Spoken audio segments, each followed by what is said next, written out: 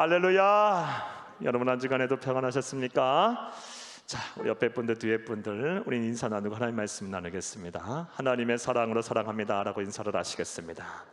삶의 자리에서 영상으로 예배 드리시는 분들에게도 하나님의 은혜와 함께 하기를 바랍니다. 한 번 더 인사하겠습니다. 우리는 주 안에서 한 가족입니다 라고 인사를 하시겠습니다. 여러분들 뵈니 너무 좋네요. 옆에 분들 뒤에 분들 이렇게 한번 인사하겠습니다. 우리 형제 자매님을 보니 하나님의 얼굴을 뵙는 것 같습니다 라고 인사하시겠습니다. 인사를 그냥 자꾸 하고 싶네요. 한 번 더 인사하겠습니다. 오늘 하루도 수고하셨습니다 라고 인사를 하시겠어요? 오늘 하루 참 수고하셨어요. 그렇게 예배드려서 얼마나 큰 기쁨인지 모릅니다. 자, 마지막으로 또 인사하겠습니다. 큰 은혜 받는 시간 됩시다 라고 우리 인사하시겠습니다. 네, 여러분 주 안에서 사랑하고 축복합니다. 이렇게 우리가 살아서 예배드릴 수 있음에, 사건 사고 많은 세상에서 우리가 이게 평안하게 하나님의 앞에 나와 예배를 드릴 수 있으면 얼마나 이것이 크신 은혜와 복인지 몰라요. 우리 양손 높이 들어서 하나님께 영광의 박수 드립시다. 주님 감사합니다. 하나님 감사합니다.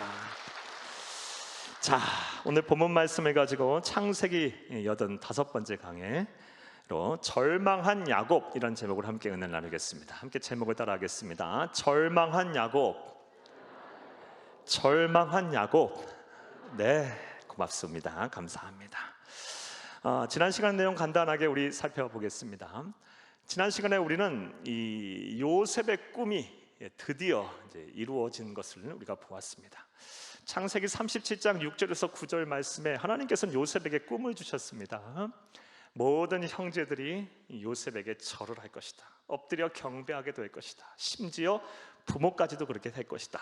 하게 될 것이다 라는 이 꿈을 하나님께서는 요셉에게 주었습니다. 그리고 무려 20여 년이라는 시간이 흐른 뒤에 드디어 요셉의 꿈이 이루어졌습니다. 내용인즉슨 하나님께서 예고하신 대로 7년 동안 그도의 근동 전역에 풍년이 있었습니다. 그리고 그 7년의 풍년이 끝난 이후 말로 표현할 수 없을 정도의 아주 참혹한 7년의 풍년을 다 잊게 만드는 아주 참혹한 7년의 흉년이 찾아왔습니다. 그러자 이집트를 제외한 요셉이 총리로 있었던 이집트를 제외한 세계 각국이 다 기근으로 시달렸어요. 다 굶어 죽게 생겼어요. 그래서 각국에 있는 사람들이 이집트로, 애굽으로 곡식을 사러 왔습니다. 그 가운데 가나안 땅에 정착하여 살고 있던 야곱의 집안 그리고 요셉의 형들도 포함이 되어 있었습니다. 이 요셉의 형들이 곡식을 사러 왔어요. 그리고 이 애굽의 이집트의 총리로 있는 이 요셉에게 머리를 조아려 이제 경배합니다.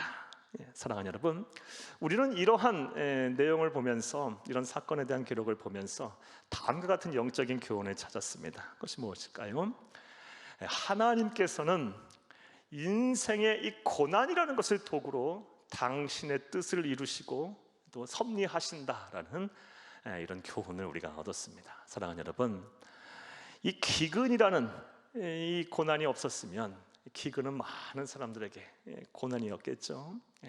굶어 죽는다는 것은 얼마나 이게 고된 일이에요. 얼마나 큰 고난입니까? 먹을 것이 없다는 것이 얼마나 고난입니까?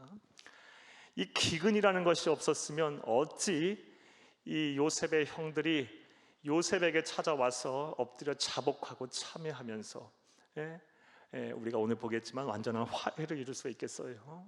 불가능했을 거예요. 완전한 참회를 이룰 수가 없었을 거예요. 그리고 어찌 하나님께서 요셉에게 주신 그 꿈이 이루어질 수가 있었겠습니까? 기근이라는 고난을 도구로 사용하셔서 하나님께서는 섭리하셨어요. 요셉의 꿈이 성취되게 하셨어요. 하나님의 뜻을 이루신 것입니다. 이와 같이 종종 때로는 저와 여러분에게 하나님께서는 고난을 주십니다. 이해할 수 없는 고난을 주시기도 하세요. 이해가 안 되는 고난을 주시기 얼마나 답답하고 힘듭니까? 그리고 그런 고난을 도구로 사용하셔서 당신의 뜻을 이루십니다. 그리고 섭리하십니다. 하나님의 백성에게, 하나님의 자녀에게 하나님의 섭리는 선합니다. 그리고 그 끝은 항상 완전해요. 우리가 이것을 믿어야 할 줄로 믿습니다. 그러하기에 지금 이해할 수 없는, 설령 이해할 수 없는 고난이 내 앞에 찾아왔다 할지라도 여러분 막 낙심하지 마세요. 또 여러분 막 영적인 침체에 빠지지도 마세요. 그리고 막 염려와 근심 속에 막 너무 힘들어하지도 마세요. 분명 좋은 일이 있을 겁니다. 분명 하나님께서 여러분을 위해서 일하실 것입니다. 믿음을 가지시고 소망 가운데 사시는 여러분들이 다 되기를 간절히 주의 이름으로 축복합니다. 기근이라는 것을 도구 삼아서 하나님께서는 요셉의 꿈을 이루셨고 요셉과 그의 형들이 화해하게 하셨으며 또 확장돼서는 야곱의 이 마음의 소원이 이루어졌어요. 그 야곱, 아버지 야곱의 마음, 자식을 잃은 줄 알았는데 자식을 다시 되찾는 그 꿈이 이루어졌습니다. 또 우리는 지난 시간에 요셉이 자신에게 찾아온 형들을 보고 단번에 요셉은 알아봤죠. 그런데 요셉이 그들을 모른 채 하지도 않았고, 그리고 그들을 바로 벌하지도 않은 채 감옥에 가두고 그들에게 요셉이 요셉의 형들에게 시간을 주었던, 벌어주었던 것을 우리가 보면서 다음과 같은 영적인 교훈을 또 찾기도 하였습니다. 하나님께서는 종종 우리에게 바로 우리가 잘못을 했거나 또 우리 주변에 있는 악인들이 잘못을 했을 때 바로 벌하고 심판하지 않으시고 오래오래 참으시는 것을 종종 보게 됩니다. 그리고 그렇게 하시는 하나님의 뜻, 하나님의 이유가 무엇입니까? 하시는 의도가 무엇입니까? 하나님이 오래 참으시는 것은 바로바로 심판하고 벌하지 않으시면서 오래 참으시는 까닭은 회개하라고, 다시 하나님 앞에 돌아오라고, 깨달으라고 하나님께서는 그런 기회를 주시는 것임을 믿으시기를 간절히 주의 이름으로 축복합니다. 그리고 오늘 본문 말씀에 보면 이 사흘이라는 이제 시간을 지난 이후에 오늘 본문 말씀의 내용인데 요셉의 형들은 철저하게 깨달아야 자신의 죄를요. 그리고 참회를 합니다. 따라서 저와 여러분 또한 하나님이 시간을 주실 때, 하나님이 우리에게 기회를 주실 때 우리의 잘못한 것이 있으면 바로 이렇게 하나님 앞에 참회하고 회개하고 여러분 하나님 앞에 바로 서는 성결한 백성, 거룩한 하나님의 자녀들이 다 되시기를 간절히 주의 이름으로 축복합니다. 자, 여기까지가 이제 지난 시간에 대한 내용이었고 이제 오늘의 강해를 하겠습니다. 오늘은 앞서 말씀드린 것처럼 요셉의 형들이 감옥에 갇힌 뒤 이제 사흘이 지난 이후의 이야기입니다. 오늘도 한 절 한 절 읽어가면서 하나님께서 주시는 은혜를 찾겠습니다. 그네가 되시기를 간절히 주의 이름으로 축복합니다. 자, 사랑하는 여러분, 먼저 이제 18절에서 20절을 우리가 보겠습니다. 18절에서 20절을 보게 되면 다음과 같은 내용입니다. 먼저 내용 설명부터 여러분에게 드리면 요셉은 형들을 단번에 알아보고 그들을 정탐꾼으로 이제 몰아세웁니다. 곡식을 살아온 사람들을 정탐꾼으로 몰아세워요. 이런 이유는 앞서 말씀드린 대로 시간을 주는 거예요. 회개하고 참회할 시간을 주는 거예요. 그리고 이제 사흘이라는 시간이 지났습니다. 그리고 사흘이라는 시간이 지나서 요셉이 다시 형들을 만나요. 그리고 형들에게 다음과 같은 명령을 합니다. 그런 내용이 바로 18절에서 20절입니다. 우리 함께 읽겠습니다. 사흘 만에 요셉이 그들에게 이르되 나는 하나님을 경외하노니 너희는 이같이 하여 생명을 보전하라. 너희가 확실한 자들이면 너희 형제 중 한 사람만 그 옥에 갇히게 하고 너희는 곡식을 가지고 가서 너희 집안의 굶주림을 구하고 20절 너희 막내 아우를 내게로 데리고 오라. 그러면 너희 말이 진실함이 되고 너희가 죽지 아니하리라 하니 그들이 그대로 하니라. 아멘. 사흘이 지난 이후 다시 감옥에 찾아가서 요셉이 형들에게 말을 합니다. 한 사람, 형들 중에 한 사람만 인질로 남고 나머지 9은 곡식을 가지고 돌아가서 모든 가족의 굶주림을 면하게 하라. 그리고 너희들이 다 죽지 않고 살으려면 그 9 형제들이 집으로 돌아가서 이 요셉과 같은 어머니의 형제인 베냐민, 막내 아들 베냐민을 요셉에게로 나에게로 데리고 오라라고 명령을 합니다. 이런 명령을 하자 이제 그들이 그대로 따르게 되는데요. 그들이 이 명령을 따르기에 앞서서 다음과 같이 이제 반응을 합니다. 21절에서 이제 22절을 함께 읽겠습니다. 21, 22절입니다. 그들이 서로 말하되 우리가 아우의 일로 말미암아 범죄하였도다. 그가 우리에게 애걸할 때에 그 마음의 괴로움을 보고도 듣지 아니하였으므로 이 괴로움이 우리에게 임하도다. 22절 루벤이 그들에게 대답하여 이르되 내가 너희에게 그 아이에 대하여 죄를 짓지 말라고 하지 아니하였더냐.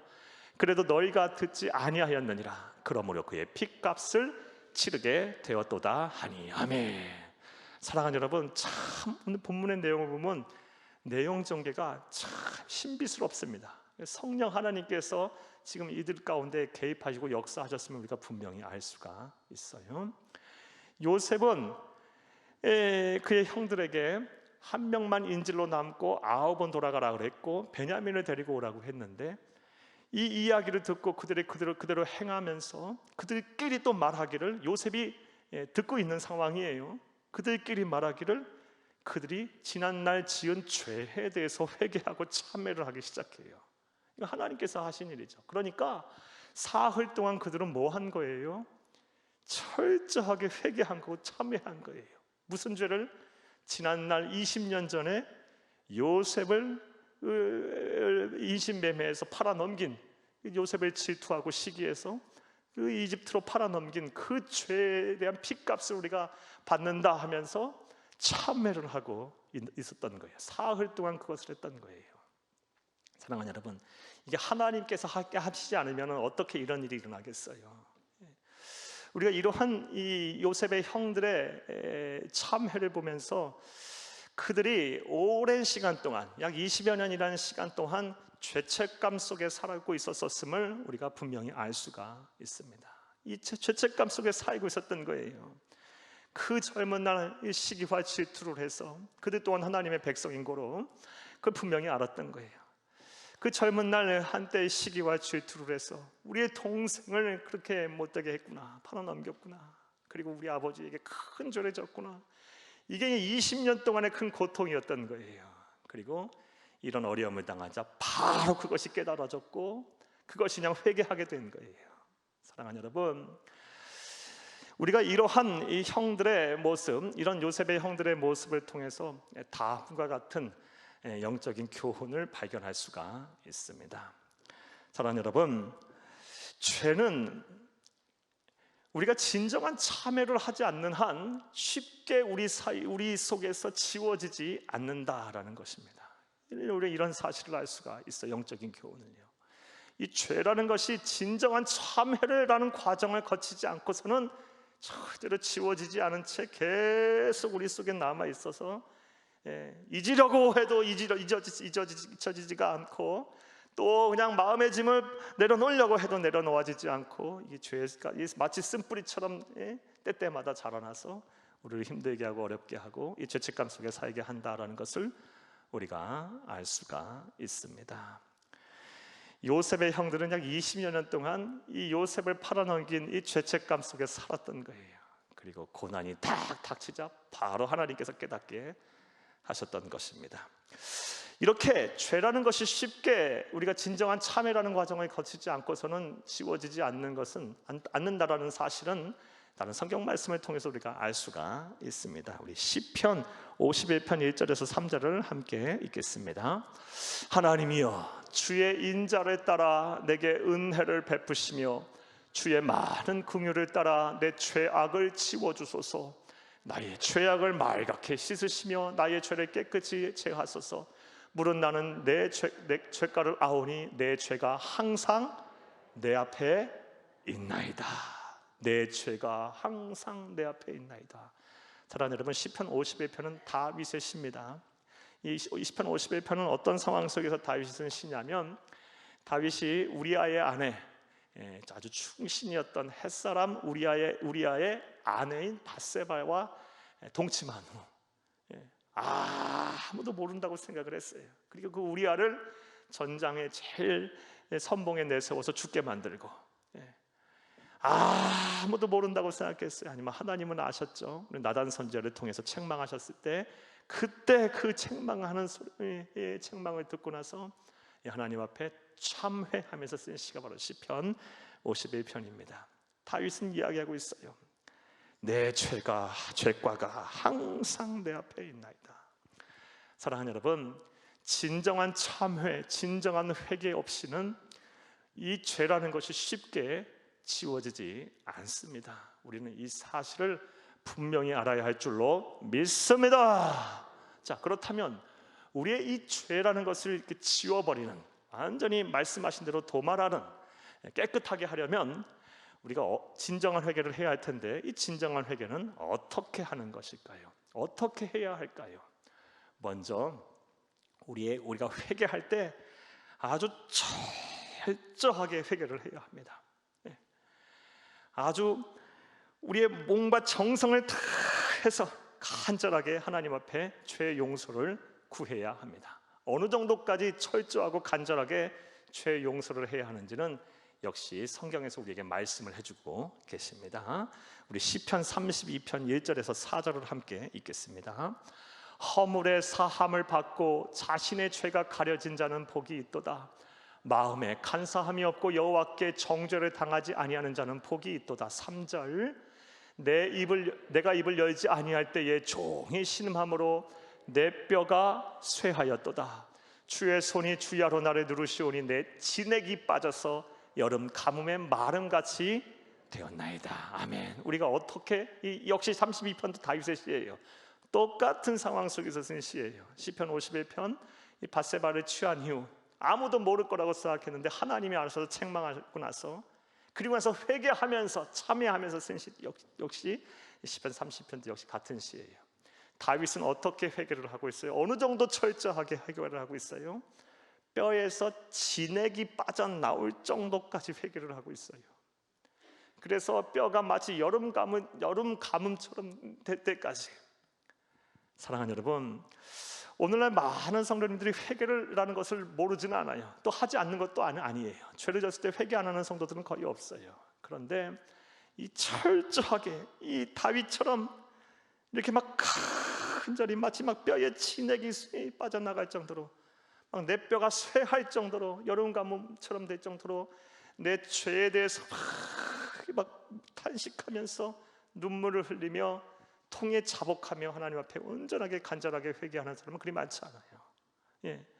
우리는 너무 이 하나님의 사랑을 너무 이용하며 살아요. 너무 하나님은 사랑이시다. 하나님은 사랑이시다. 맞죠? 맞아요. 하나님은 사랑이세요. 하나님은 사랑이시기에 내가 몇 마디 회개하면 하나님께서는 다 용서하실 거라고 생각을 해요. 사랑하는 여러분, 그러나 그렇게 해서는 우리의 죄가 완전히 지워지는 것이 아니에요. 그러니까 다시 원점으로 돌아가고 이 죄의 쓴뿌리가 완전히 사라지지 않아서 다시 막 때에 맞춰서 똑같이 똑같은 상황, 똑같은 죄를 반복해서 짓는 우리의 모습을 우리는 종종 보게 됩니다. 사랑하는 여러분, 여러분들은 어떠십니까? 죄를 졌으면 철저하게 회개해야 돼요. 막 이 내 뼈에 진액이 막 빠져나올 정도까지. 물론 과장법이죠. 시적인 표현이에요. 그만큼 간절하게 철저하게 하나님 앞에 회개를 해야 한다라는 것입니다. 그리할 때 비로소 우리의 죄과가 도말되는 것이고 우리의 죄가 지워지는 것임을 믿으시기를 간절히 주의 이름으로 축복합니다. 우리의 죄과가 지워지려면 어떻게 회개해야 한다? 철저하고 간절하게 회개를 해야 한다. 먼저 이게 선행이 되어야 합니다. 여기서 끝나면 안 돼요. 더 해야 될 것이 있어요. 만약에 내가 누군가에게 피해를 입혔고 누군가에게 어려움을 주었고 누군가의 상처를 주었다면 반드시 보상을 해야 돼요.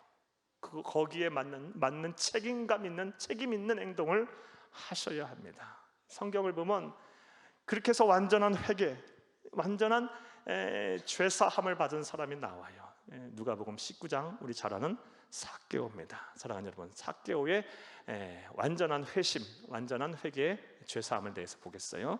누가복음 19장 8절에서 9절입니다.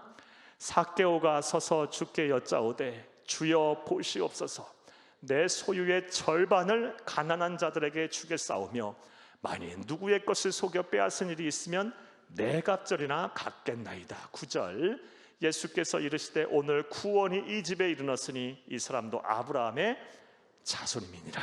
아멘. 삭개오의 진정한 죄사함, 어떻게까지 어떻게 하고 있어요?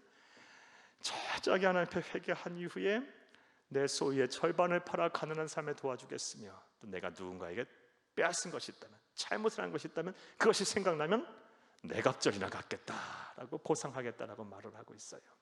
사랑하는 여러분, 우리도 마찬가지예요. 우리가 하나님 앞에 철저하게 마치 여름 가뭄에 때 진액이 빠져나가서 막 여름 가뭄처럼 되는 것처럼 하나님 앞에 통회하고 자복했으면 거기서 끝나면 안 돼요. 만약 누군가에 내가 피해를 줬다는 것이 생각이 나면 용서를 구해야 돼요. 또 책임감 있게 또 행동을 해야 돼요.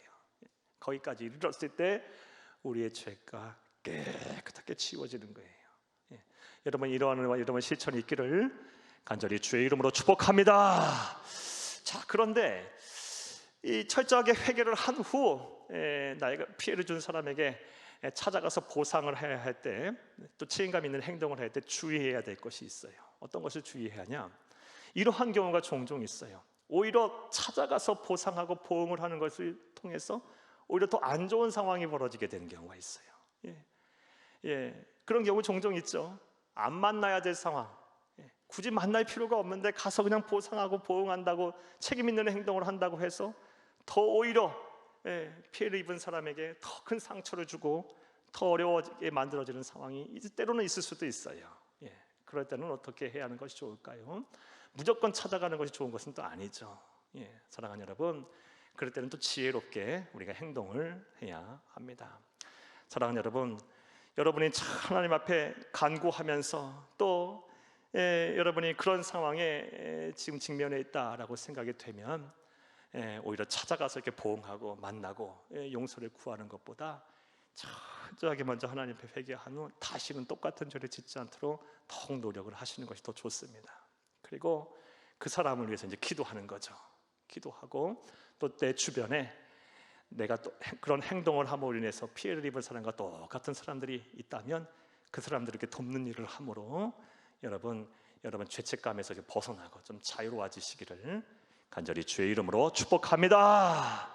축복합니다. 그런데 성경에서 말하는 원칙은 어떻게 한다? 철저하게 회개하고 회심한 이후, 마치 막 내 뼈가 쇠할 정도로 그렇게 회개한 이후 책임감 있는 행동을 해야 된다. 이게 성경에서 말하는 우리의 죄가가 도마되는 사해지는 원칙입니다. 자, 우리가 이러한 내용을 우리가 보았고요. 자, 이제 23절에서 이제 우리가 25절 말씀을 보겠습니다. 23절에서 25절 말씀은요, 형들의 참회를 이제 요셉이 다 듣고 있어요. 들은 이후에 요셉의 이제 그들에게 행한 이제 행동에 대한 내용입니다. 우리 23절에서 25절 말씀을 보겠습니다. 그들 사이에 통역을 세웠으므로 그들은 요셉이 듣는 줄을 알지 못하였더라. 요셉이 그들을 떠나가서 울고 다시 돌아와서 그들과 말하다가 그들 중에서 시므온을 끌어내어 그들의 눈앞에서 결박하고, 25절, 명하여 곡물을 그 그릇에 채우게 하고 각 사람의 돈은 그의 자루에 도로 넣게 하고 또 길 양식을 그들에게 주게 하니 그대로 행하였더라. 아멘. 사랑하는 여러분, 23절 말씀을 보게 되면 통역을 세우고 있었어요. 이집트인들은, 당시 이집트인들은 이 시브리 민족들을 아주 경시했어요. 이후에 보게 되면 겸상도 안 할 정도로 아주 천하게 생각을 했어요. 그리고 또 이 이집트인 중에서도 요셉은 보통 인물이 아니지 않습니까? 이 실권자 중에 실권자, 권세가 중에 권세가고 나는 새도 떨어뜨리는 그런 권력을 가진 사람이에요. 그러니까 통역을 두었겠죠. 통역을 두고 세워 있었어요. 통역을 두고 있었어요. 그러니까 그런 요셉의 형들은 아마도 이제 그런 생각을 했겠죠. 이 총리가 요셉인 줄 모르고 자신들이 하는 말을 못 들을 거라고 생각하고 그들끼리 막 자신의 죄를 막 고한 거예요. 우리가 일찍이 우리의 아우인 요셉에게 그 못된 짓을 행했다라고 이런, 그래서 우리가 이런 벌을 받는다 하면서 21절, 22절 요셉의 앞에서 요셉이 못 듣는 줄 알고 다 막 그 얘기를 행한 거예요.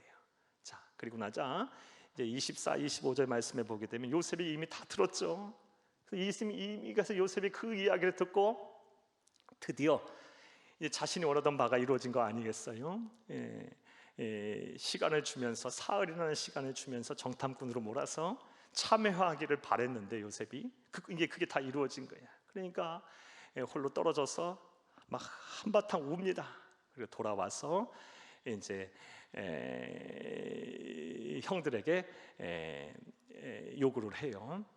한 사람 시므온만을 인질로 남겨놓고 곡식에 그릇을 가득 담아서 가지고 가라 합니다. 그리고 그 곡식의 값도 치르지 않게 몰래 무상으로 이게 제공을 해요. 그리고 길에 가는 여정 가운데 또 행여나 굶주리지 않을까 걱정이 돼서 또 곡식을 또 가득 담아서 주게 됩니다. 사랑하는 여러분, 이러한 23절, 25절 말씀을 통해서 우리는 다음과 같은 데서 생각을 할 수가 있어요. 구약의 인물들은 종종 신약의 하나님을 또는 예수님을, 하나님이신 예수님을 묘사하거나 예표를 합니다. 이 요셉은, 구약의 요셉은 신약의 예수님을 종종 예표를 해요. 그리고 우리는 23절에서 25절 말씀을 통해서 하나님이신 이 예수님의 모습을 보게 됩니다. 자, 그렇다면 이 요셉의 이러한 행동, 23절에서 25절의 요셉의 행동을 통해서 우리가 볼 수 있는 우리 하나님이신 예수님의 모습은 어떠한 모습일까요? 먼저 우리의 모든 것을 듣고 계시는 하나님이신 예수님을 우리가 보게 됩니다. 우리 23절에 다시 한번 읽겠습니다. 23절, 그들 사이에 통역을 세웠으므로 그들은 요셉이 듣는 줄을 알지 못하였더라. 요셉이 듣는 줄을 알지 못하였지만 요셉은 다 듣고 있었어요. 이처럼 우리 구약의 요셉은 신약의 하나님이신 예수님을 예표하는데, 하나님이신 예수님 또한 우리의 모든 말들을 다 듣고 계세요. 하나도 빠짐없이 다 듣고 계세요. 성경 말씀을 보면 하나님께서 우리의 말을 다 이렇게 듣고 계신다는 말씀을 참 많이 하고 계십니다. 그중에 몇 구절 여러분 한번 찾아드릴게요. 출애굽기 3장 7절에서 8절입니다. 함께 읽겠습니다. 여호와께서 이르시되 내가 애굽에 있는 내 백성의 고통을 분명히 보고 그들이 그들의 감독자로 말미암아 부르짖음을 듣고 그 근심을 알고, 8절, 내가 내려가서 그들을 애굽인의 손에서 건져내고 그들을 그 땅에서 인도하여 아름답고 광대한 땅, 젖과 꿀이 흐르는 땅, 곧 가나안 족속, 헷 족속, 아모리 족속, 브리스 족속, 히위 족속, 여부스 족속의 지방에 데려가려 하노라. 아멘. 하나님께서 말씀하고 계세요. 모든 부르짖음의 소리를 내가 다 듣고 있었다, 들었다라고 말씀을 하고 계세요. 이처럼 하나님이신 예수님은 우리의 모든 우리의 말과 모든 부르짖는 소리들을 다 듣고 계십니다. 심지어 어떻게까지 듣고 계시는지 말라기서 3장 16절에는 다음과 같이 또 말씀하시기도 하세요. 함께 읽겠습니다. 그때에 여호와를 경외하는 자들이 피차에 말하매 여호와께서 그것을 분명히 들으시고 여호와를 경외하는 자와 그 이름을 존중히 여기는 자를 위하여 여호와 앞에 있는 기념책에 기록하셨느니라. 아멘. 듣고 다 또 어떻게 하고 계세요? 기록을 하고 계세요. 기록하실 정도로 그렇게 우리 주님께서는, 하나님께서는, 예수님께서는 다 세밀하게 우리 다 듣고 계시는 분이십니다. 사랑하는 여러분, 이러한 하나님이신 예수님, 우리의 성령님 다 같은 분이시죠. 삼위일체 하나님이시죠. 우리가 이런 하나님을 생각한다면, 우리의 모든 것을 듣고 계시는 분이다라고 우리가 생각을 한다면 주의해야 될 것이 있습니다. 먼저 우리가 함부로 하나님의 이름을 망령되이 걸어서는 안 돼요. 여러분, 10계명의 세 번째 계명이 무엇입니까? 하나님의 이름을 함부로 망령되이 걷지 말라라는 게, 그것이 죄다라고 우리 분명히 말씀을 하고 계세요. 큰 죄라는 거예요. 그런데 오늘날 이 세상에 사는 많은 사람들이 얼마나 이 하나님의 이름을 망령되이 걷는지 몰라요. 가장 망령되이 걷는 대표적인 말이 무엇이에요? 하나님이 없다라는 거죠. 이 세상에 무슨 하나님이 존재해 계시냐? 무슨 세상을 하나님이 만들었냐? 다 요만한 단세포에서 출발해서 다 진화의 결과물 산물이지. 이게 다 하나님의 이름에 망령되어 일컫는 거예요. 우리 또한 이러한 세상 사람들의 이런 잘못된 말, 그리고 하나님의 마음을 아프게 하는 이 죄인, 영의와 이름을 망령되어 일컫는 이런 말들에 동조하는 여러분들이 없기를 간절히 주의 이름으로 축복합니다. 하나님께서 다 우리의 말씀을 다 듣고 계시기에 우리는 여호와 하나님의 이름을 망령되이 걸지 않도록 늘 조심해야 돼요. 또 하나님께서 우리의 말씀을 다 듣고 계시는 분이라는 이런 생각을 한다면, 또 반대로 또 우리가 힘들고 어려울 때 뭐를 하면 되겠어요? 기도하면 되겠죠. 기도하면 되는 거예요. 하나님은 항상 우리의 울부짖는 부르짖음의 소리를 귀담아 듣고 계세요. 그러하기에 성도는, 하나님의 백성은 힘들면 기도하면 돼요. 우리가 기도하면 우리의 기도 소리가 공중에 이렇게 떠도는 것이 아니에요. 메아리가 아니에요. 메아리 침듯이 메아리가 아니에요. 사라지는 소리들이 아니에요. 당장 이루어지는 것 같지 않아도 하나님은 다 듣고 계세요. 우리가 이것을 온전히 믿는 여러분들이 다 되시기를 간절히 주의 이름으로 축복합니다. 요셉의 이러한 모습들, 23절에서 25절의 말씀을 통해서 우리는 하나님의 모습을 보게 되는데, 첫 번째 어떤 모습? 모든 것을 듣고 계시는 하나님, 우리 구주 예수님의 모습을 보게 됩니다. 또 어떠한 모습, 이런 23절에서 25절 말씀을 통해서 알 수 있는 구약의 요셉의 예표하는 또 다른 하나님의 모습은 무엇일까요? 우리가 잘못을 했을 때 때로는 하나님께서는 우리를 사랑하셔서 징계하신다는 거예요. 징계하시는 하나님을 우리는 보게 됩니다. 여러분 24절 25절을 함께 읽겠습니다. 24, 25절입니다. 24, 25절 함께 보겠습니다. 여러분 제가 읽겠습니다. 우리 함께 보겠습니다. 요셉이 그들 사이에 통역을 세웠으므로 그들은 24절, 요셉이 그들을 떠나가서 울고 다시 돌아와서 그들과 말하다가 그들 중에서 시므온을 끌어내어 그들의 눈앞에서 결박하고, 25절, 명하여 곡물을 그 그릇에 채우게 하고 각 사람의 돈은 그의 자루에 도로 넣게 하고 또 길 양식을 그들에게 주게 하니 그대로 행하였더라. 아멘. 24, 25절이죠. 사랑하는 여러분, 요셉은 이 요셉의 형들에게 어떻게 행했습니까? 그들이 보는 앞에서 시므온을 결박했어요. 인질로 삼았어요. 그리고 곡식을 가득 채워서 그들에게, 가족에게 보냈어요. 요셉의 형들이 생각하기에 그들이 어떤 생각이 들었겠어요? 우리가 큰 지금 고난을 당한다, 징계를 받는다라고 생각을 했겠죠. 사랑하는 여러분, 우리가 지난날 요셉의 형들이 생각하기에 지난날 우리가 요셉을 행한 잘못으로 인해서 이러한 징계를 받는다라고 그들은 분명히 생각을 했을 것이라고 봅니다. 이처럼 하나님께서는, 그런데 이건 우리가 분명히 알아야 될 것은 이런 사실이죠. 요셉이 이렇게 행동한 이유가 무엇이에요? 요셉은 이렇게 그들이 미워서 그렇게 했겠어요? 요셉은 요셉의 형제들과 진정한 화해를 이루기 위해서, 또 요셉과 요셉의 형제들과 그의 아버지 야곱을 피임해서 오는 모든 가족들을 다 구원하기 위해서 이러한 행동을 한 것입니다.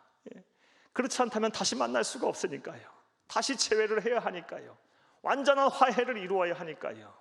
그래서 우리가 훗날 보게 되겠지만 이집트에서 가장 살기 좋은 땅인 고센 땅에서 함께 행복하게 하나님의 뜻을 이루며 살아야 할, 그런 살게 해야 할 사명이 요셉에게는 있기 때문에 이러한 형제들이 보기에 징계라고 생각할 수 있을 만한 일들을 행한 것입니다. 사랑하니까 이런 일을 행한 거예요. 그리고 요셉의 형들에게 있어서 생각하기에 우리는 징계를 받는다라고 생각을 했겠죠. 사랑하는 여러분, 이처럼 하나님께서는 종종 우리를 너무 사랑하셔서 우리가 잘못을 하게 되면 때로는 매를 들어서 때리기도 하시고 또 때로는 우리에게 큰 아픔을 주시고 또 큰 상처를 주시기도 합니다. 사랑하셔서. 그리고 결국은 그런 일들을 통해서 하나님은 크신 뜻과 당신의 크신 뜻과 섭리를 이루어 가십니다. 이것을 온전히 믿는 여러분들 다 되시기를 간절히 주의 이름으로 축복합니다.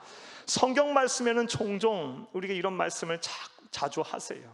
내가 사랑해서 너희에게 매를 든다, 징계한다는 말씀을 우리에게 종종 해주고 계십니다. 역시 몇 구절 여러분이 찾아보겠습니다. 잠언 13장 24절 말씀입니다. 함께 읽겠습니다. 13장 24절. 매를 아끼는 자는 그의 자식을 미워함이라. 자식을 사랑하는 자는 근실이 징계하느니라. 사랑하는 자는 징계하느니라. 이런 말씀하셨어요. 또 심지어 욥은요, 이렇게 하나님께 징계를 받는 것이 복되다라고 얘기하기까지 했어요. 왜? 하나님이 사랑하신다는 증거니까. 욥기서 5장 17, 18절을 함께 읽겠습니다. 볼지어다 하나님께 징계받는 자에게는 복이 있나니 그런즉 너는 전능자의 징계를 업신여기지 말지니라. 하나님은 아프게 하시다가 싸매시며 상하게 하시다가 그의 손으로 고치시나니. 아멘. 볼지어다 하나님께 징계를 받는 자는 뭐다? 복이 있다. 이렇게까지 말씀을 하고 계십니다. 사랑하는 여러분, 따라서 지금 내가 징계를 받고 있다 한다면 하나님이 나를 지금 사랑하시는구나 라는 것을 여러분 분명히 깨달으시며 빨리 깨닫게 하시는 하나님의 은혜를 누리셔서 여러분 빨리 하나님 앞에 돌아오시기를 간절히 주의 이름으로 축복합니다. 축복합니다. 우리가 23절, 25절 말씀을 통해서 우리가 두 가지 하나님의 모습을 볼 수가 있었습니다. 구약에 예표된 예수님, 또 하나님의 예표된 요셉의 모습을 통해서 먼저는 모든 것을 듣고 계시는 하나님, 그리고 하나님은 종종 우리를 사랑하셔서 징계하고 계신다. 징계하시는 그 하나님에 대해서 우리가 볼 수가 있었습니다. 자, 이제 26절에서 34절 말씀을 보겠습니다. 26절에서 34절 말씀은 내용부터 여러분에게 말씀을 드리면 요셉의 형들이 이제 집에 도착을 합니다. 그래서 애굽에서 있었던 자초지정을 다 이제 야곱에게 말을 합니다. 이제 그 내용입니다. 함께 읽겠습니다. 그들이 곡식을 나귀에 싣고 그곳에 떠났더니 한 사람이 여관에서 나귀에게 먹이를 주려고 자루를 풀고 번즉 그 돈이 자루 아귀에 있는지라. 28절. 그가 그 형제에게 말하되 내 돈을 도로 넣었도다. 보라 자루 속에 있도다. 이에 그들이 혼이 나서 떨며 서로 돌아보며 말하되 하나님이 어찌하여 이런 일을 우리에게 행하셨는가 하고. 29절. 그들이 가나안 땅에 돌아와 그들의 아버지 야곱에게 이르러 그들이 당한 일을 자세히 알리어 아뢰되 그 땅의 주인인 그 사람이 엄하게 우리에게 말씀하고 우리를 그 땅에 대한 정탐꾼으로 여기기로. 31절. 우리가 그에게 이르되 우리는 확실한 자들이요 정탐꾼이 아니니이다. 우리는 한 아버지의 아들 12형제로서 하나는 없어지고 막내는 오늘 우리 아버지와 함께 가나안 땅에 있나이다 하였더니. 33절. 그 땅의 주인인 그 사람이 우리에게 이르되 내가 이같이 하여 너희가 확실한 자들임을 알리니 너희 형제 중에 하나를 내게 두고 양식을 가지고 가서 너희 집안의 굶주림을 구하고. 34절. 너희 막내 아우를 내게로 데려오라. 그러면 너희가 정탐꾼이 아니요 확실한 자들임을 내가 알고 너희 형제를 너희에게 돌리리니 너희가 이 나라에서 무역하리라 하더이다 하고. 아멘. 사랑하는 여러분, 자초지정을 다 야곱에게 이야기를 했어요. 그동안 당했던 모든 일들을 다 이제 이야기를 했어요. 자, 이제부터가 중요해요. 자, 그러자 35절에서 38절 우리는 오늘 본 말씀을 통해서 무엇을 주목해야 하냐? 야곱의 반응을 이제 주목해야 돼요. 야곱의 반응. 야곱이 어떠한 반응을 보일까요? 35절에서 이제 38절을 함께 읽겠습니다. 각기 자루를 쏟고 번즉 각 사람의 돈뭉치가 그 자루 속에 있는지라. 그들과 그들의 아버지가 돈뭉치를 보고 다 두려워하더니. 여러분, 먼저는 두려워하고 있어요. 36절. 그들의 아버지 야곱이 그들에게 이르되 너희가 나에게 내 자식들을 잃게 하도다. 요셉도 없어졌고 시므온도 없어졌고 베냐민을 또 빼앗아가고자 하니 이는 다 나를 해롭게 함이로다. 37절 르우벤이 그의 아버지에게 말하여 이르되 내가 그를 아버지께로 데리고 오지 아니하거든 내 두 아들을 죽이소서 그를 내 손에 맡기소서 내가 그를 아버지께로 데리고 돌아오리이다. 38절 야곱이 이르되 내 아들은 너희와 함께 내려가지 못하리니 그의 형은 죽고 그만 남았습니다. 만일 너희가 가는 길에서 재난이 그에게 미치면 너희가 내 흰머리를 슬퍼하며 스울로 내려가게 함이 되리라. 아멘. 자, 사랑하는 여러분, 야곱은 두려워하고 있어요. 그리고 36절에서 38절 말씀을 통해 야곱은 어떤 상황에 지금 놓여 있는 걸 볼 수 있습니까? 절망하고 있어요. 자, 우리가 이러한 이 야곱의 모습을 통해서 다음과 같은 영적 교훈을 또 얻습니다. 사랑하는 여러분, 믿음의 조상이라고 하는 사람도 고난 앞에 절망하며 흔들릴 수 있다라는 것입니다.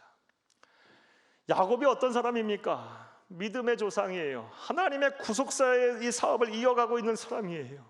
그런데 이 고난이 닥치자 이렇게 절망하고 믿음이 흔들리고 있어요. 두려워하고 있어요. 사랑하는 여러분, 따라서 우리는 항상 이 고린도전서 10장 12절 말씀에 보면 섰다 할까 조심하라 그랬어요. 넘어질까 조심하라 그랬어요. 따라서 우리는 항상 조심할 수 있어야 돼요. 항상 조심해야 돼요. 고난 앞에 우리는 언제 넘어질지 몰라요. 우리의 이 마음과 생각을 우리가 자신해서는 안 돼요. 고난 앞에 한순간에 무너질 수 있는 것이 바로 우리의 인간의 참된 모습이에요. 아무리 믿음이 좋은 것 같아도 한순간에 무너지는 사람들이 참 많아요. 저와 여러분은 따라서 우리는 장담해서는 안 돼요. 항상 깨어 있어야 되고 항상 조심을 해야 합니다. 성경 말씀에 보면 이렇게 자신만만했다가 한순간에 무너진 사람들이 참 많이 나와요. 대표적인 사람들이 예수님의 12 제자들입니다. 여러분, 그들의 호언장담하는 모습 한번 보겠어요. 마가복음 17장 27절에서 24장 17 마가복음 14장 17절에서 31절 27절에 31절을 함께 읽겠습니다. 예수께서 제자들에게 이르시되 너희가 다 나를 버리리라. 이는 기록된 바 내가 목자를 치리니 양들이 흩어지리라 하였습니다. 그러나 내가 살아난 후에 너희보다 먼저 갈릴리로 가리라. 29절 베드로가 여짜오되 다 버릴지라도 나는 그리하지 않겠나이다. 예수께서 이르시되 내가 진실로 내게 이르노니 오늘 이 밤 닭이 2번 울기 전에 네가 3번 나를 부인하리라. 31절 베드로가 힘있게 말하되 내가 주와 함께 죽을지언정 주를 부인하지 않겠나이다 하고 모든 제자도 이와 같이 말하니라. 호언장담했어요. 다른 사람은 다 부인한다 할지라도 나는 주를 떠나지 않겠나이다. 제자들도 다 그렇게 얘기했어요. 요 말하고 나서 몇 시간 후에 전부 예수님을 배신했어요. 다 저주하고 다 숨어버렸어요. 예수님이 필요할 때, 도움의 손길이 정적 필요할 때 다 예수님을 배신하고 떠났어요. 사랑하는 여러분, 그들에게 말씀이 없어서 떠났습니까? 그들은 예수님의 말씀을 바로 눈앞에서 동고동락하며 들었어요. 그들에게 신앙의 체험, 신앙의 경험이 없어서 그들이 그렇게 예수님을 배신했어요? 아니요. 살아계신 하나님을 봤어요. 수많은 기적과 이적을 봤어요. 무리를 걸으시는 하나님을 봤고 예수님을 봤고 죽은 자를 살리시는 예수님을 봤어요. 오병이어의 기적, 수많은 기적들을 보았어요. 병든 자가 예수님의 옷자락만 잡고 그림자만 밟아도 낫는 그런 수많은 기적들을 체험했어요. 하나님의 살아계심을. 신앙의 체험도 있었고 말씀도 있었어요. 하지만 고난 앞에 한순간 무너져 버렸어요. 자신만만하니까 이렇게 넘어지는 거예요. 그러하기에 우리는 늘 깨어 있어야 돼요. 늘 조심해야 돼요. 내가 과거에 성령 충만했고 내가 과거에 대단한 사역의 자리에 있다 할지라도 지금 어느 순간인가 또 앞으로 어떤 순간에 우리가 무너지고 넘어질지 몰라요. 우리는 늘 우리의 마음과 생각을 지키고 늘 주 안에 있어야 할 줄로 믿습니다. 자, 그렇다면 조금 더 우리 구체적으로 생각을 해볼게요. 이 야곱은 왜 이렇게 믿음의 조상이란 사람 산전수전 다 겪었잖아요. 하나님이 얼마나 그에게 많은 나타나셔서 많은 것을 보여주셨고 많은 것을 체험케 하셨고 깨닫게 하셨어요. 근데 야곱이 이 한순간에 이렇게 왜 무너질 수밖에 없었을까? 믿음의 조상이라는 사람이 이렇게 두려워하며 고난 앞에 이게 막 절망에 빠지게 됐을까? 그 이유가 뭘까요? 여러 가지 이유가 있을 수 있겠지만 말씀을 묵상해 보니 다음과 같은 이유가 있을 수 있을 것 같아요. 먼저는요, 오랜 시간 평안함 속에 이 영적인 긴장감을 놔버린 거예요. 약 20년이라는 시간이 지난 흐르는 세월 속에서 그는 영적인 긴장감을 탁 넣어놓고 살았어요. 평안하다, 평안하다. 물론 요셉을 잃은 이런 슬픔이 있었죠. 하지만 그것도 이제 흐르는 세월 속에 묻어져 버린 거예요. 하지만 우리의 대적 사탄 마귀는 어떠합니까? 베드로전서 5장 8절 9절 말씀에 우는 사자와 같이 삼킬자를 찾는다 그랬어요. 그 영적인 긴장감을 탁 놓고 살다 보니까 그 한순간에 그냥 무너져 내려버린 거예요. 사랑하는 여러분, 이러한 야곱의 모습을 통해서 우리가 큰 교훈을 얻어요. 여러분, 평안하다 평안하다 이제 됐다 이제 됐다 하면서 혹시 기도 쉬는 자를 범하지는 않으십니까? 여러분, 하나님의 찾기를 더 간절히 더 하나님에 매달리고 찾아야 하는데 그러지 아니하고 점점 더 하나님으로부터 멀어져 가고 계시지는 않으십니까? 여러분, 하나님의 은혜를 사모하고 하나님 앞에 더 달려와야 되는데 그 예전에 비해서 그 사모함이 어느 순간부터 다 이렇게 사라져가고 계시지는 않으십니까? 여러분, 야곱의 교훈을 통해서 우리는 깨달아야 돼요. 늘 우리는 영적인 긴장 속에 살아야 돼요. 하나님의 나라가는 그날까지 우리는 치열하게 이 사탄 마귀와의 영적인 전투를 치르고 있는 거예요. 우리가 하나님의 나라 들어갈 때 비로소 이 영적 전쟁이 끝나는 것임을 믿으시기를 간절히 주의 이름으로 축복합니다. 이 영적인 긴장감이 사라지니까 한순간에 무너져 내려버린 거예요. 또 이 야곱이 이렇게 한순간에 고난 앞에 절망하게 된 것은, 고난을 좀 더 구체적으로 생각을 해보면 자신 앞에 닥친 고난을 하나님의 관점이 아닌 자신의 안목으로 바라봤기 때문입니다. 사랑하는 여러분, 그가 하나님의 관점으로 고난을 봤다면 이렇게 두려워하고 바로 낙심하고 절망하지는 않았을 거예요. 이 안에도 분명히 하나님의 뜻이 있을 거다. 우리 두려워하지 말자. 분명히 하나님의 계획에 하나님의 섭리가 있을 거다. 야곱이 어떤 사람입니까? 하나님께서 얼마나 그에게 많이 만나 주셨습니까? 얼마나 많은 약속을 주셨습니까? 얼마나 많은 고난과 시련을 통해서 하나님의 살아계심을 보여주셨습니까?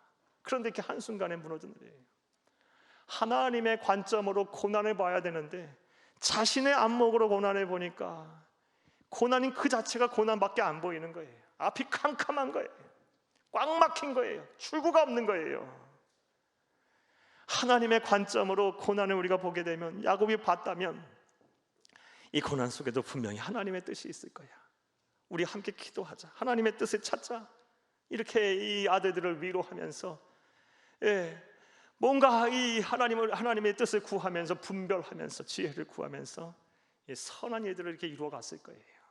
낙심하고 막 깊은 절망의 수렁 속에 빠져들어요. 내가 요셉도 잃었는데 과거의 모든 아픔까지 다 끄집어내면서 과거의 모든 상처까지 다 마음에 꽁꽁 묻어두고 감추어두고 더 이상 꺼내지 않으려고 막 얼마나 노력하고 애썼겠어요, 야곱이. 요셉을 잃은 상처가 보통 상처입니까? 그런데 그것까지 다 끄집어내면서 그냥 깊은 절망의 수렁 속에 빠져요. 사랑하는 여러분, 이런 야곱의 모습을 통해서 우리가 깨닫는 바가 있습니다. 저와 여러분에게도 이 세상 살다 보면 고난이 와요. 그리고 이미 많은 것들을 겪으셨을 거라고 봐요. 이 고난을 우리의 안목이 아닌, 우리의 관점이 아닌 하나님의 관점으로 볼 수 있기를 저희 주의 이름으로 축복합니다. 분명 하나님은 우리에게 말씀하세요. 하나님은 우리를 위해서 졸지도 주무시지도 아니하시며 일하신다. 섭리하신다. 그리고 하나님의 백성을 향한 하나님의 섭리는 항상 그 끝이 선하다, 완전하다라는 것이에요. 우리가 이러한 믿음, 이러한 안목이 우리에게 있다면 지금 내가 다 겪고 있는 고난이 그렇게 힘들지 않을 거예요. 그렇게 절망하지 않을 거예요. 이 안에도 분명히 하나님의 뜻이 있다. 분명히 하나님의 섭리가 있다. 하나님의 계획이 있다 하면서 하루하루 다시 견딜 힘을 견딜 수 있게 될 것이고, 또 견디는 정도가 아니라 이기만 살 수 있게 될 것입니다. 이런 은혜와 복이 저와 여러분의 복이 되기를 간절히 주의 이름으로 축복합니다. 성경을 보면 이 고난 앞에서 하나님의 안목으로 이 고난을 보며 그 고난을 이겨낸 사람들의 이야기가 참 많이 나와요. 그리고 그런 사람들의 찬송, 감사의 찬송시가 참 많이 나와요. 특별히 시편에 그런 말씀이 많아요. 우리 한 구절 여러분에게 소개할게요. 시편 119편 75절입니다. 여호와여, 내가 알거니와 주의 심판은 의로우시고 주께서 나를 괴롭게 하심은 성실하심 때문이냐. 여호와여, 내가 알거니와 주의 심판은 의로우십니다. 얼마나 힘들겠어요. 심판을 받았으니. 그런데도 의로우십니다. 주께서 나를 괴롭게 하시면 얼마나 힘들겠어요. 괴로움을 당했는데. 그런데 주는 성실하시기 때문입니다. 시편 119편의 저자는 누군지 몰라요. 그런데 119편의 내용 전반적으로 볼 때 다윗이 아마 썼을 거라고 보여집니다. 이런 노래를 하고 있어요. 사랑하는 여러분, 현재 여러분이 지금 고난 중에 계십니까? 또 이미 지난 고난으로 인해서 여전히 힘들고 어려움 속에 계십니까? 이 고난은 이제 여러분의 안목이 아닌 하나님의 안목으로, 하나님의 관점으로 바라보시며 지금의 어려움들을 잘 이겨내시기를, 그리고 이겨내는 정도가 아니라 이제 믿음과 소망을 갖고 사시기를 간절히 주의 이름으로 축복합니다. 축복합니다. 자, 이제 말씀을 이제 맺겠습니다. 오늘은 우리 42장 18절에서 이 38절 말씀을 통해서 여러 가지 영적인 교훈을 얻었습니다. 우리의 죄는 쉽게 지워지지 않는다라고 우리 먼저 여러분에게 말씀을 드렸어요. 우리의 죄를 완전히 이렇게 도말하려면, 깨끗하게 하려면 철저한 이 회개와 그리고 책임 있는 우리가 행동을 해야 한다라는 것을 여러분에게 말씀을 먼저 드렸습니다. 그리고 우리 모든 것을 듣고 계시는 이 하나님은 우리의 모든 것을 듣고 계시는 분이다라는 우리 영적인 교훈도 얻었고, 그리고 나아가서 우리를 사랑하시기에 때로는 책망하시기도 하신다, 징계하시기도 하신다라는 것을 우리가 보았습니다. 또 믿음의 사람이라 할지라도 이 고난 앞에서 한순간에 무너져 내릴 수 있음을 우리가 보았어요. 영적인 긴장감 없이 살면, 이 영적인 텐션 없이 살면 반드시 무너지게 돼 있어요. 사탄 마귀가 그렇게 만만한 존재가 아니에요. 우는 사자와 같이 막 삼키자를 지금도 찾고 있어요. 늘 깨어 기도하고, 여러분 사명의 자리, 신앙의 자리, 교회 자리, 가정의 자리 잘 지키는 성도님들이 끝까지 되시기를 간절히 주의 이름으로 축복합니다. 그리고 고난을 하나님의 관점으로 고난을 바라보세요.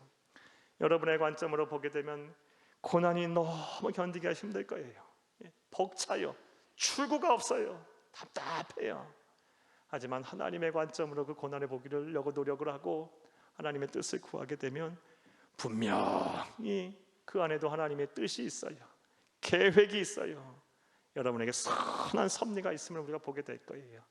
이런 은혜와 실천이 여러분 가운데 있기를, 이런 복이 여러분의 복이 되기를 간절히 주의 이름으로 축복합니다. 축복합니다. 자, 우리 들으신 말씀 생각하시면서